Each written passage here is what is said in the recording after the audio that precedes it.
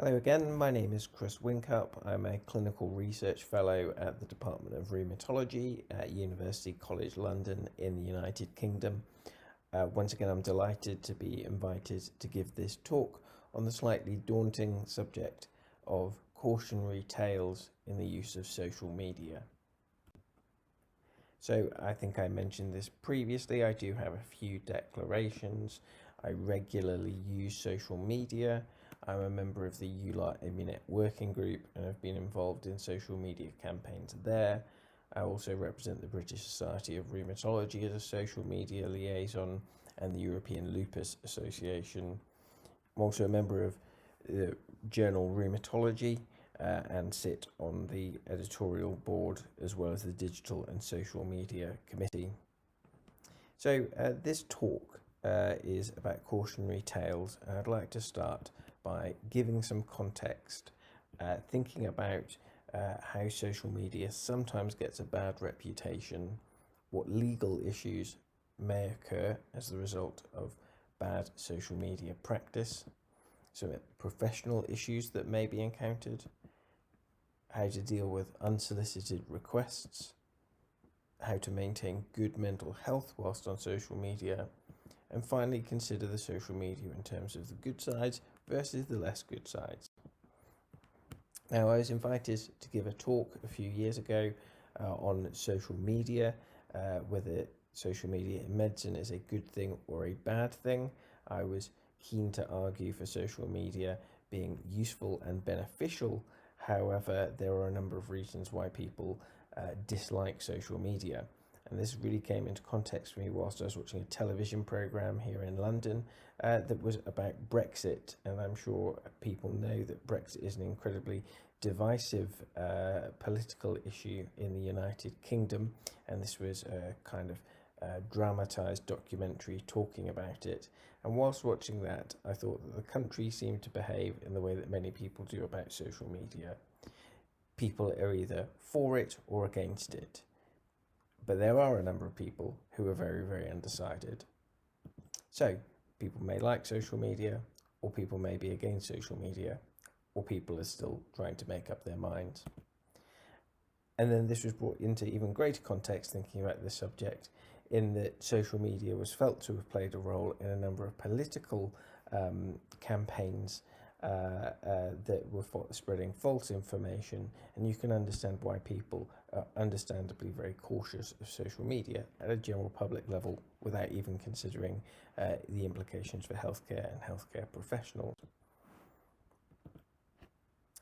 There's further bad news that you don't have to look hard for to find in the press. For example, in 2018, Facebook was hit by a scandal that exposed a lot of details from a number of the users using that platform. You just need to have a look at the tabloids in the United Kingdom to see that even the royal family receive abuse on social media. And again, people feel in important terms, in particularly at the moment, that a lot of false information can be spread. And if you look at this one, this predates the recent coronavirus pandemic, so things are considerably worse now.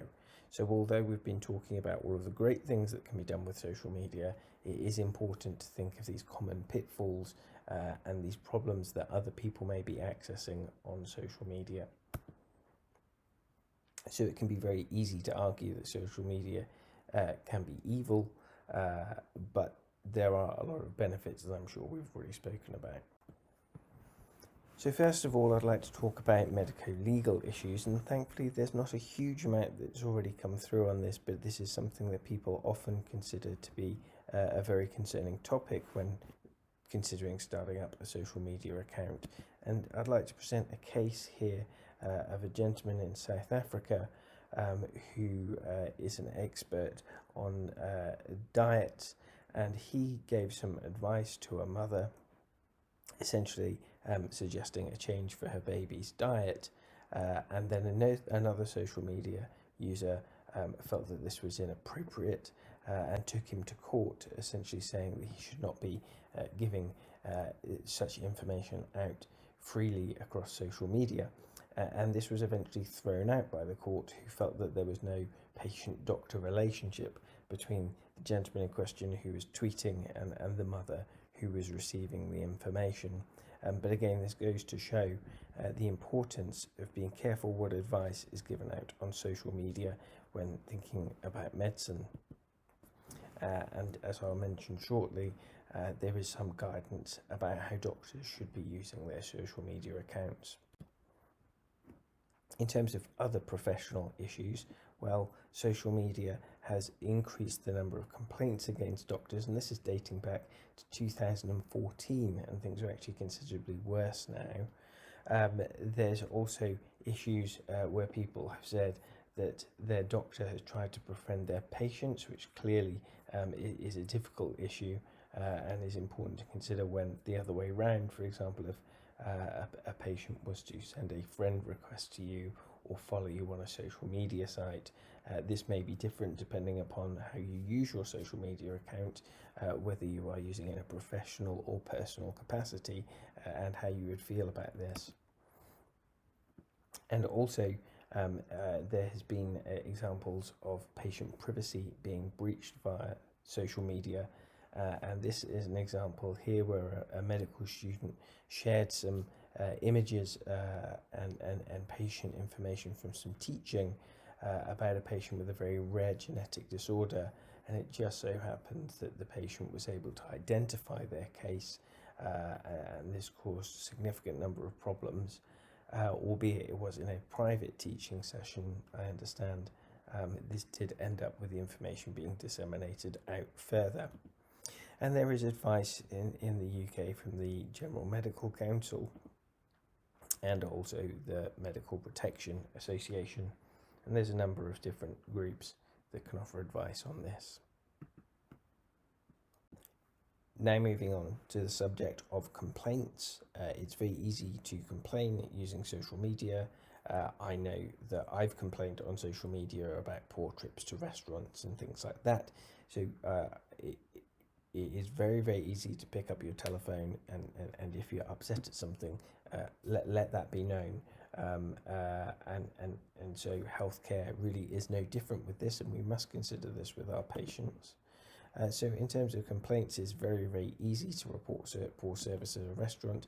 It's equally easy to report poor care being given at a hospital. And it depends on how each hospital is set up, but does your hospital you're working in handle complaints made via social media? And this seems to vary from hospital to hospital, but it's something that's important to consider. In addition, is your chief executive on Twitter? I know the chief executive of my hospital is on Twitter, and so there's nothing to stop a patient who's dissatisfied with the care that they're receiving from directly sending a message to the chief executive on Twitter. So it's very important to consider how complaints may occur and how they may be rapidly escalated in a way that we've never really seen before. Misinformation is also a major problem on social media, in particular with topically this anti-vax movement, with the spread of false news, people pretending to be experts and giving out dangerous information to wide audiences without it being sufficiently peer-reviewed and passing themselves off as experts in the field. So it's very important to keep an eye out for any misinformation that could be putting your patients at risk. Another caution to speak about with social media is WhatsApp. Now, this is a frequently used messaging platform that says it has encrypted messages, which should make it a convenient and easy way for sharing important and very private information. However, there is a lot of debate as to whether just because something is encrypted and safe, is it appropriate to be sharing patient information, and does this potentially represent a breach in confidentiality? I think a lot of these problems are based on the fact that social media is developing at a rate far faster than the law can adequately legislate to keep up with. Now, the next subject I would like to move on to discuss is that of unsolicited requests. And I mean, this is someone contacting you directly in a very open platform sometimes to make a request of you that may not be appropriate.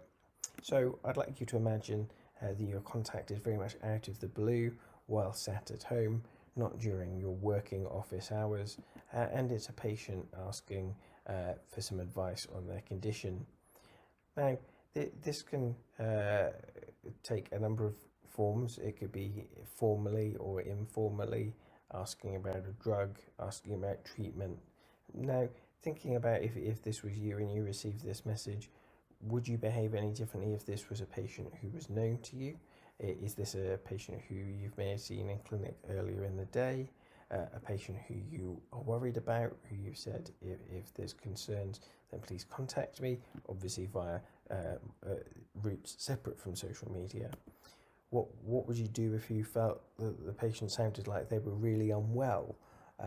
You're sat at home, very much not at work, but someone has been able to send you a message and alert you to the fact they're unwell. How would you deal with that? And often people will put taglines on their profile saying that they won't give medical advice, but I know that just putting that on your profile sometimes isn't enough, and people may be desperate and wanting an opinion and will seek out people on social media to help them with that. And so it's very difficult to adequately protect yourself from this. So it's important to ask yourself the question of how would I proceed if a patient was to ask me a question on social media. And there is advice with regards to this. Clearly, it's important not to give any specific information to patients relating to their own individual case without knowing the patient. And even if this was a patient of yours, it's not the best forum to be communicating with them through. So I definitely wouldn't make a habit of discussing medical problems. However, thinking about the wider context of patient care, it can be sometimes useful to engage with different patients and different patient groups to gain greater insight and greater opinion, although striking that balance between finding out about patient opinion and their lived experience of their illness, whilst balancing it with not giving too much professional confidential information out, can be very tricky, and it's a very difficult balance to strike. Speaking about all of these possible pitfalls in social media, I think it's important to spend some time talking about maintaining good mental health. Now, a study in the United States found that over 1/3 of people who use social media regularly felt that it did adversely affect their mental health. So I find it interesting that that number was quite so high, and yet many people are still so keen to use social media on a regular basis. Now, social media can be an echo chamber, and by that I mean it's often people will view their opinion, and I'm more likely to follow people who have a similar opinion to me, and I'm more likely to ignore the people who I disagree with, which can make you think that everyone that you speak to within your environment has the same opinion as you, but it's because you've selectively chosen it yourself. So it's important to be mindful of perhaps wider issues. As I mentioned, this is probably due to the fact that we often tend to follow people who have similar views to us. And what do we do when someone challenges this? How would we respond with people having conflicting ideas to us? What if someone starts to say things directly to your social media account that upsets you? How do you deal with this? It's very difficult, in particular as many people have social media on their phones, and it's very hard to get away from that. You may be at home, it may be the weekend, maybe the middle of the night, and so it can sometimes pose difficult situations to deal with. So I've included a few tips that I've found online to be suggested to be helpful for making sure that social media is more enjoyable, and in particular preserving kind of good mental health whilst using social media. So it's been advised that you should limit when and where you use your social media, so picking a time of day that you log on, picking a place that you are so that it becomes more of a routine, rather than perhaps seeing something that's inflammatory or concerning on your social media at an inopportunity moment in the day. For example, if you are between patients, just about to start clinic, things like this, making sure you're getting the timing right. People have also suggested having this kind of detox period, whereby if you're finding that perhaps social media is being a bit too stressful, perhaps you're hearing lots of issues that are upsetting you, or whether you've got something in your personal life that you want to be dealing with without the constant glare of social media, it's sometimes very useful to take a break. A bit of mindfulness is also useful. You should pay attention to how you're feeling. In particular, if you're feeling upset and angry, sometimes people will push these things forwards, and it may ultimately change their behavior for the worse on social media. And obviously blocking or muting any accounts or words that are upsetting you. For example, if there's an account that frustrates you, that's constantly harassing you, you can block them. Or there may be a case that there are certain words in the news that really are upsetting you or that you don't want to hear about. You can just mute those and remove them from what you're seeing. But again, it's important to remember about this issue of an echo chamber when you're doing that. So I'd like to sum up by saying that there's a lot of bad things about social media, but there are some good things too. And I'd like to give an example of this. So for the example of the bad things, we've got now former US President Donald Trump conducting international diplomacy, essentially starting an argument with former British Prime Minister Theresa May on social media, also spreading misinformation about the effects of vaccines causing autism, and starting arguments that could have potentially escalated into a nuclear warfare. So you can see why people are worried about the effects of social media, in particular Twitter. But to show you the good things that can be done, I've picked as an example the British Society of Rheumatology, which is happy to share research, gauge opinion from patients and clinicians, and promote education. So there are a lot of strengths to social media in spite of some of these pitfalls. So how do we avoid these pitfalls and look like a happy doctor pointing at his laptop that's turned off in this picture? Well, it's important to be clear about your role, your name, and your title on your social media account. Think before you tweet or post. Make sure that you're not just sending things without any consideration.